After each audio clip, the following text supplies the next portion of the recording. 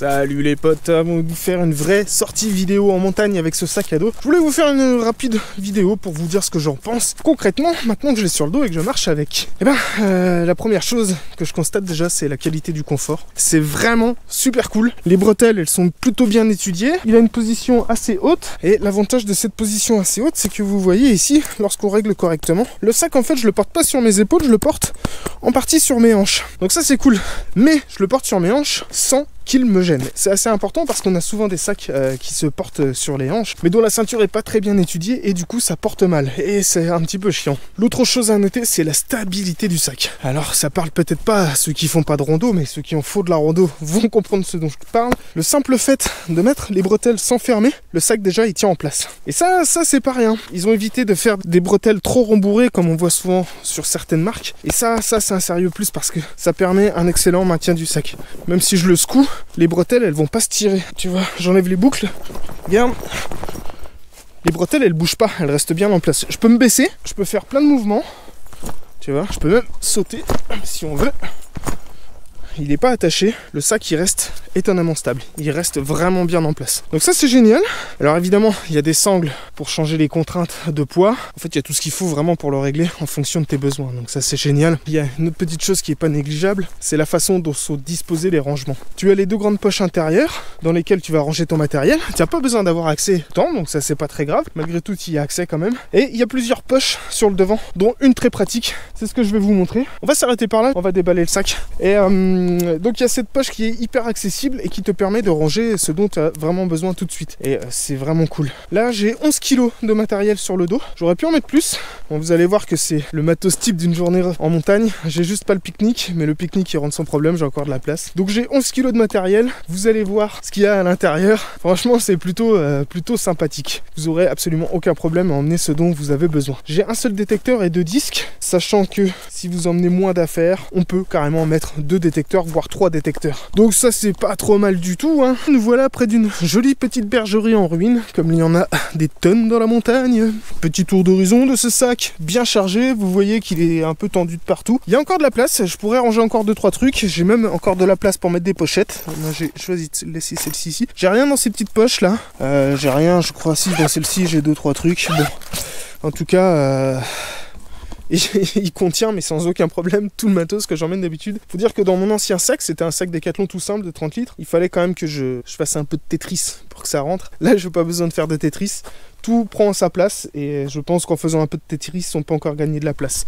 Je note, par exemple, qu'à partir d'ici, on n'a plus vraiment de place dans le sac, mais il y a moyen de regagner une partie de cette place. C'est un peu détendu de partout, j'ai pas mis de gourde non plus, j'ai une bouteille d'eau directement dans le sac. Mais vous allez voir ça, il y a le matos vidéo, il y a tout ce qu'il faut, c'est quand même plutôt bien fourni et chargé là ce que j'ai pris. Au-delà du confort, qui est vraiment très très sympathique, hein, on va pas se le cacher, je m'attendais à pire, sans déconner, je m'attendais pas à ce que ça soit aussi confort, j'avais un tout petit peu peur par rapport aux bretelles, et en fait la peur c'est plus que très vite dissipé. À partir du moment où je l'ai mis sur le dos, au bout de quelques heures de marche quand même, je peux vous le dire, il n'y a pas de souci, le sac, ça va très bien. On va déballer tout ce qu'il y a là-dedans. Alors pourquoi je vous fais une vidéo où je fais l'inverse? C'est parce que dans toutes les vidéos, les mecs ils prennent les accessoires et les rentrent dans le sac. Moi je me suis dit on va faire différemment, on va prendre le sac rempli et on va sortir les accessoires. Vous allez voir que c'est plutôt étonnant tout ce que contient ce petit truc. Ça c'est génial, j'ai même pas besoin de mettre les élastiques, vous voyez. Une fois bouclé, il suffit de tendre, de serrer et ça tient en place très très bien. Donc ça c'est génial. Donc déjà le matos pour creuser c'est bon. Ensuite ici j'ai la première poche de devant. Alors qu'est-ce que j'ai mis moi dans cette poche? Eh bien j'ai mis mon matériel vidéo. Pourquoi je mets mon matériel vidéo? Parce que c'est quand même l'ensemble des choses auxquelles j'ai besoin d'accéder assez rapidement. Voilà, il n'y en a pas d'autres. J'avais encore un petit peu de place dans cette poche, hein. J'aurais pu encore en mettre. On va passer à l'intérieur du sac. Alors ici nous avons une doudoune, c'est une doudoune de montagne évidemment, ça prend pas beaucoup de place. On a un kawaii, la bouteille d'eau bien sûr, le trépied, la pochette à trouvailles avec à l'intérieur les gants, le support du pinpointer, ma petite pochette à trouvailles et j'ai même laissé la petite ceinture dedans. Ensuite on a un couteau de fouille, ouais j'emmène toujours un couteau de fouille en plus parce que ça m'est déjà arrivé de casser mon piochon ou ma pelle et t'es comme un con en fait. Donc depuis je mets toujours un couteau de fouille dans mon sac. ça évite de rentrer brocouille. Ici, on a un petit scratch qui maintient la canne, et ça c'est un petit plus qui n'a l'air de rien, mais comme elle, à cause du repose-bras, elle prend plutôt pas mal de place. Si elle n'est pas fixée, elle a tendance à se balloter un petit peu, ou en tout cas à se décaler, et je vous assure, c'est super désagréable, et ça peut carrément devenir chiant. Ça m'est déjà arrivé de devoir m'arrêter et de refaire le sac à dos. Donc on rajoute une canne. Qu'est-ce qu'on a encore là-dedans? Là, on n'a plus rien. Ah, vous voyez dans le fond, là, que ici, on a une poche qui prend de la place, et là, on a encore de la place. Donc, je pourrais même raccourcir un petit peu mon piochon, il pourrait rentrer directement dans le sac. J'aurais même pas besoin de le mettre à l'extérieur. Ça, ce serait quand même sympatoche. On passe ici à la pochette des disques. Alors, la première remarque qui m'a été faite dans la dernière vidéo, c'était de dire, il n'y a pas de pochette, on va tout sonner à l'intérieur. Bon, déjà, c'est du 600D dedans. C'est de la toile qui retient très peu le caca, donc c'est du nylon, il suffit de brosser. Mais je vous le concède, c'est sûr, si tu mets ton disque sale là-dedans, c'est une galère.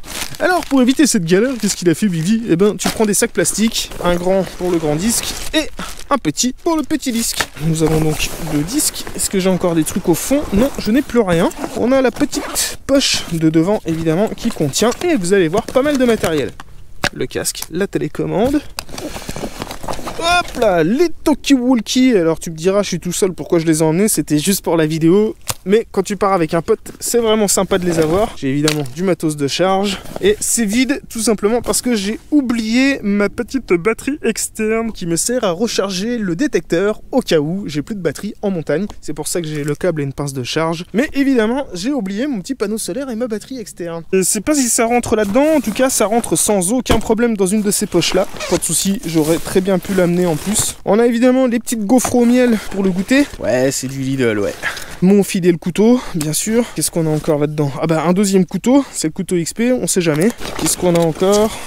Une frontale qui est allumée. Au passage, c'est la petite frontale Forclaz de chez Decat qui est pas chère et qui est franchement cool, elle est rechargeable. Qu'est-ce qu'on a encore là-dedans? On a un coupe-ongle. Alors, pourquoi j'ai un coupe-ongle? Ça sert à plein de trucs. Ça sert si t'as des épines, ça sert si t'as un ongle qui te rentre dans la peau. Ah, la petite boîte de Durex. Alors, pourquoi? Il y a des Pleasure Me. Alors, voilà, vous pouvez voir, hein, la date, elle est dépassée. C'est pas au cas où je croise une belle randonneuse dans la montagne. Si tu sais, quand t'es tout seul en montagne, ça peut te sauver la vie. Ça peut servir de contenant, ça peut servir à faire un garrot, ça peut servir en fait à faire des tonnes de choses. Donc toujours avoir 1 ou 2 ou 3 préservatifs dans son sac quand on part en montagne. Très important. Un bâton de magnésium, parce que c'est bien d'avoir un briquet, mais le briquet il peut tomber en panne. Le bâton de magnésium il me fera toujours du feu lui. Hop.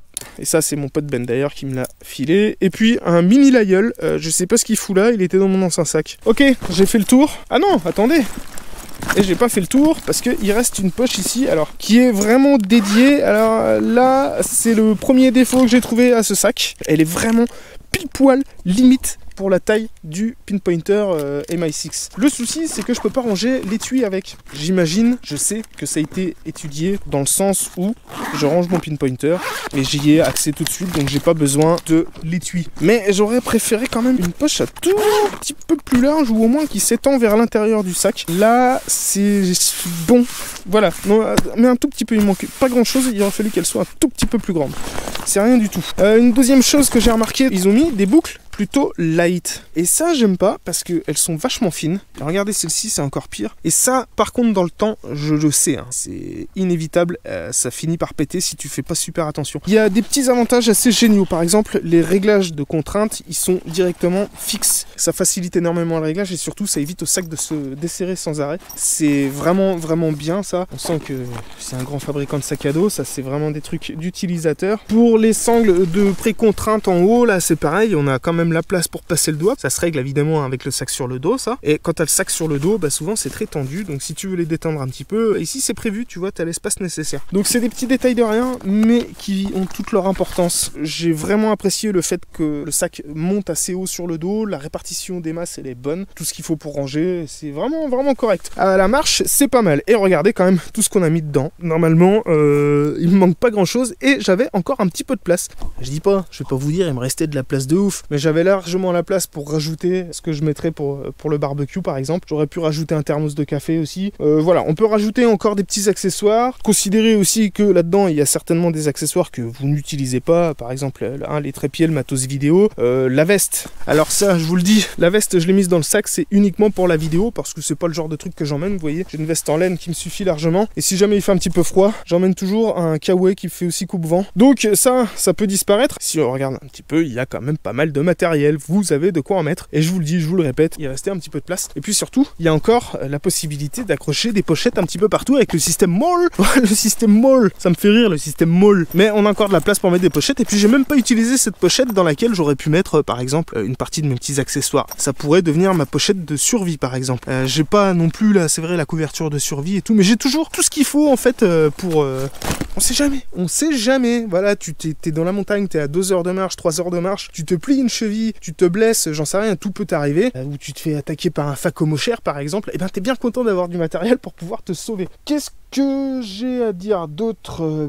Pas grand chose, si ce n'est que la prochaine fois qu'on va faire une review de ce sac, ce sera vraiment sur une sortie montagne. Là, vous avez vu le temps, c'est pas ouf. On prendra le temps, on va faire une bonne marche, une bonne grosse randonnée. Vous verrez peut-être un peu moins de détection, j'en sais rien, je sais pas comment je ferai cette vidéo, mais en tout cas, ce sera en montagne, ça c'est sûr. Donc on va s'amuser avec ce sac, on va mettre d'autres détecteurs, on va mettre d'autres matériels, on va essayer de le remplir au maximum, on va essayer de s'éclater. Et pourquoi pas, je vous inviterai peut-être à poster des photos aussi du contenu de votre sac, ça pourrait être sympathique et rigolo de voir qui arrive à rentrer quoi dans ce sac XP. Pour les gens qui veulent nous dire sur les forums ou sur internet qu'on peut rien mettre dans ce sac, et regardez ça, et encore, il n'y a pas tout, on peut vraiment en rajouter, on peut encore en mettre, il n'y a pas énorme de place par rapport à tout ça, mais il en reste quand même un petit peu, donc voilà, pas de soucis quoi. J'ai rien d'autre à vous dire en fait, je crois qu'on a fait le tour, j'espère que cette vidéo vous aura été utile les potes, qu'encore une fois, elle vous donne une idée un petit peu plus conséquente de ce sac ado XP